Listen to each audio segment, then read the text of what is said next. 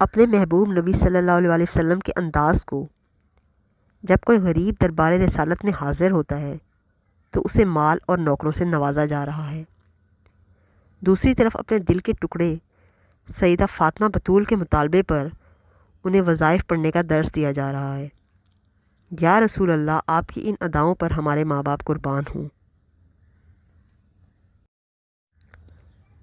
حضرت علی نے ایک دن حضرت فاطمہ سے کہا، تمہارے ابا جان کے پاس غلام، لونڈیاں اور مال آیا ہے، جاؤ اور خدمت کے لیے کسی کو لے آؤ۔ حضرت فاطمہ کہنے لگی، اللہ کی قسم، چکی چلا چلا کر میرے ہاتھوں پر چھالے پڑ گئے ہیں۔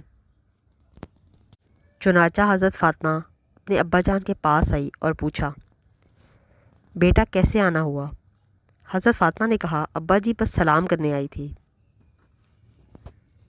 حضرت فاطمہ شرما گئی اور کچھ مانگے بغیر ہی واپس چلی گئی۔ جب گھر گئی تو حضرت علی نے پوچھا، کیا بنا؟ حضرت فاطمہ کہنے لگی، اللہ کی قسم، مجھے تو مانگتے ہوئے شرم آ گئی اور میں خالی ہاتھ ہی واپس آ گئی ہوں۔ حضرت علی کہنے لگے، آؤ ہم اکٹھے چلتے ہیں۔ جب دونوں آئے تو حضرت علی بولے، اے اللہ کے رسول، فاطمہ کہہ رہی ہیں کہ آٹا پیس پیس کر میرے ہاتھوں میں چھالے پڑ گئے ہیں اور آپ کے پاس غلام، لونڈیاں اور مال و دولت آیا ہے، ہمیں بھی کچھ عطا فرمائیے۔ آپ نے فرمایا، میں تمہیں خادم فراہم کر دوں اور اہل صفا کو چھوڑ دوں کہ ان کے پیٹ فاقوں سے دورے ہوتے رہیں۔ صورتحال یہ ہے کہ میرے پاس کچھ نہیں جو میں ان پر خرچ کروں۔ اب یہ جو کچھ آیا ہے انہیں فروغ کے لیے بھیجوں گا اور ملنے والی رقم ان پر خرچ کروں گا۔ چنانچہ دونوں میاں بیوی یہ سن کر گھر واپس چلے گئے۔